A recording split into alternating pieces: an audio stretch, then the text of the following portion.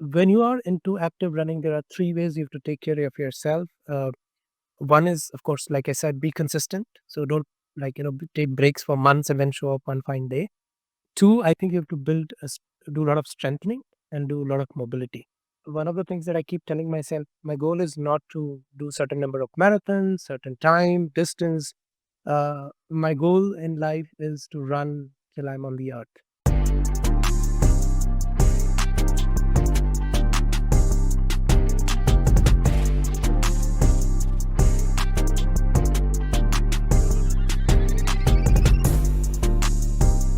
Okay.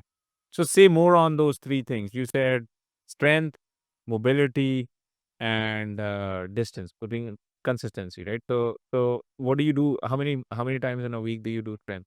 Uh, I think this is one area where I don't do a good job. I think need to do better. But right now I'm doing 3 day routine. And I actually am using yoga instructor, really fantastic. So I get to do mobility and strengthening in one session. I would strongly recommend people picking up yoga. And then runners have this, hey, this is my speed day, this is my distance day, this is my. Do you have? So usually, I think 80% of the time you have to run slow. It's 20% that you have to run fast. If I do not have any marathon coming up, I usually keep it very easy. I don't try to push myself. So maybe one tempo or a speed workout in a week. Most of them are regular runs, and weekends are my longer. So I try to keep it very simple and neat, not overcomplicate. When I'm getting into a marathon, then I usually follow one 12-week training plan. If I'm doing an ultra marathon, then I try to put in at least 3 to 4 months before the ultra, and there are good 4 to 5 weeks with 100 kilometers of mileage per week. That's usually been my framework to get it right. How long of an ultra marathon have you run? So I've done many. In fact, I've done more alpha than others, but longest is the 160 kilometers, which is 100 miles. My favorite, I couldn't believe myself. There are few that I'm very, very proud of.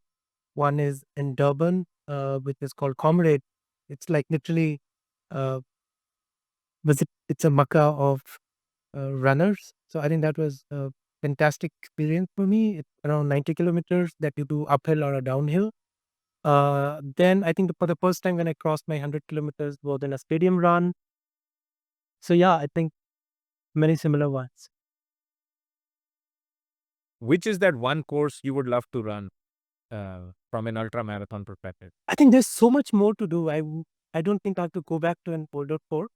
There's so many fantastic runs.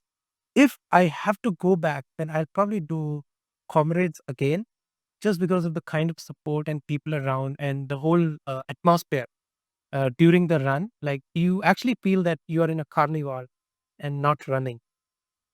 So yeah, but I would love to do as many as I can. I target like one marathon and one ultra every year, just to make sure that I'm balanced with my approach and not getting overworked or overexcited and ignore the other areas that are also equally important. So 160 sounds a lot, right? Do you eat something special for 160, kilometers, 100-mile run? Of course, I think nutrition, once you go deeper into running, like nutrition before and during the run is quite important. Uh, I think it's the training where you figure out what works for you and what doesn't work for you. But what really happens is, especially in ultras, you're going to end up in a situation which you had not planned for, invariably every time. And I think your ability to adapt at that moment is extremely critical. So yes, we do have plan for what we will eat and how much we will eat. We do carry gel. We do carry like recovery portions with us, and whatever the organizers offer us on the way. Fried food help? During the run, yes, not with. So in fact, one of the things I'll tell you that Coke really works well during the run to give you immediate sugar boost. So if you're doing an ultra, Coke is your best friend. Coca-Cola. Absolutely. All right. That's a shout out to Coca-Cola. Otherwise, it's not a great thing. Absolutely.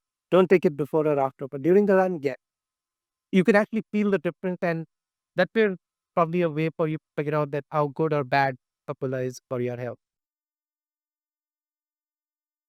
Very interesting. Very interesting thing. Um, who's your favorite ultra marathoner? I think I'll probably pick my friend's name because that those are the guys that followed for my ultra run. I don't get. I think in general, except for cricket, I don't follow a lot of sport. I enjoy being in the sport. So, and my favorite ultra runners are some of my friends. I really look up to them. And One name. Give us one name. ultra runners, I think it has to be my really dear friend Shubham Mishra. Like to call him Babaji. He's done like way more, and he's been an inspiration. But the other friends of mine, like Amit Krishpagar or Harshad or for that matter, Santosh Patran, I think I really look up to them. So, tell us something, right? When you are on that 160 kilometers, 100-mile thing, right? What are you thinking about? What's coming to your mind when you're starting, in the middle, or whatever? What's the psychology of that run? I think one, I was really enjoying the company that I was in. So we were four guys who were there, and we had made a pact that we'll finish it together. There was no competition, there was no timing on mine. The other key that we had, that we used 1 kilometer at a time. That's what we are thinking. Moment you start thinking the long distance, it gets overwhelming. I think you just look at how your current kilometer is doing, what your plan is, and execute that. Otherwise, it can get overwhelming. So, Vinayak, as an ultra marathoner, this question pops up, right? What is the physiological and the psychological benefits of running? So I think I'll talk of my experiences. I've never really gone into deeper studies to understand them, but I could see a significant shift in my health function uh, when I started proactively running. So from my personal experience, I can say that it has a great effect. What it also does is when you are in a real life situation which require you to really endure for a longer period, the lessons that you've learned from marathon come or ultras have come in like extremely handy. Uh, I think the beauty of sport and run or ultra run is they teach you a lot of life lessons repetitively. In life, generally, things happen once, right? But usually, you don't get an opportunity to apply the learning. The beauty of sport when you play or when you run is that it teaches you the same lesson again and again, right? So, one of the biggest lessons that I've learned during my run, the preparation is more important than the act.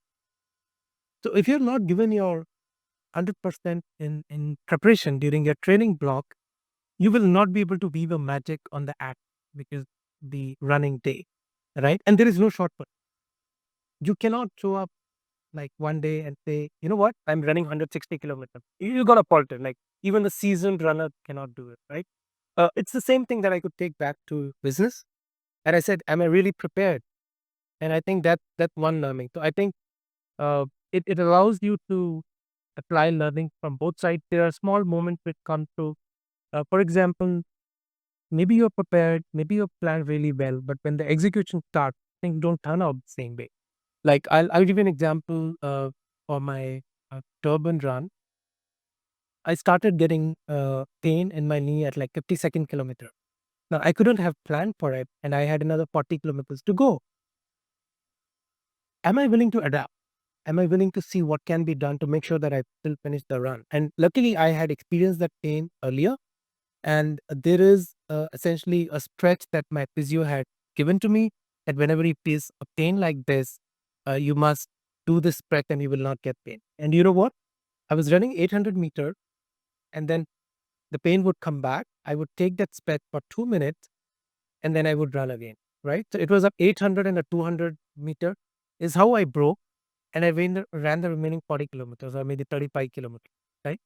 The key, so there are these learning which come to you with every run, which you can take back and reflect upon, and they can be extremely valuable in your personal life lesson, like if you're living with a family, if you're raising kids, or if you're building a company. I mean, even if you're, you know, doing a job somewhere, I think deep learning can be very, very handy. I don't know if I digressed from the question that you No, would ask. no, that is fantastic, right? I mean, the this whole preparation business before the actual event is the part which a lot of human beings actually find very strenuous or difficult to do. And I think, us as humans, these wonder drugs we have invented, these shortcuts we have invented, is all psychologically we buy into this phenomenon that somewhere there exists a shortcut to what I'm trying to do, right? Whether it's education, whether it's personal development, whether it's trying to build a company, get rich, raise raise a child, whatever. I don't think there are any shortcuts, right? So that's where some of the virtues you've been talking about from the very beginning about, being consistent, persistent. I call it enjoyable. I call it, you know, I call it patience. They all come together, and a very interesting thing that you're talking about that actually gets practiced in a ultra marathon. So that's a good lesson or a reminder for that. So, which brings me to the next question, right? So, have you ever seen a situation where if you're already a runner or you are about to get into running, and say you have a condition like diabetes, right? Either you, I mean, question is, can you ever report a seen reversal of diabetes because somebody got into running, or generally no runner is actually diabetic? And I'm talking specifically about type 2.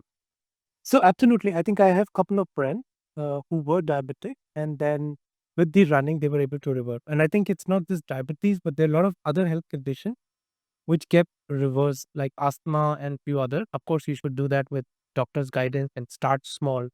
But I do believe that when you run, it has a significant impact. Like humans are originally designed to run. That's how we as a species has survived for these many centuries. Like, otherwise, if you look at the animals that we've lived with, all of them were much stronger, much faster. I think what we have and what others do not have is our ability to run and endure, right? So we can do much longer runs than most of the animals around. So I personally feel that when we are running, we are doing the most natural thing that humans are supposed to, right? And that's where all your body functions come together, maybe generating right hormones, getting your uh, other systems in place, maybe your heart is getting better with cardio that you do, maybe your metabolism getting better. And when all of this get come together to do right thing, I think all your conditions that you might be having go away naturally as opposed to relying on external help. But I'm not an expert, so please do talk to your respective physicians and doctors and see how you can leverage running.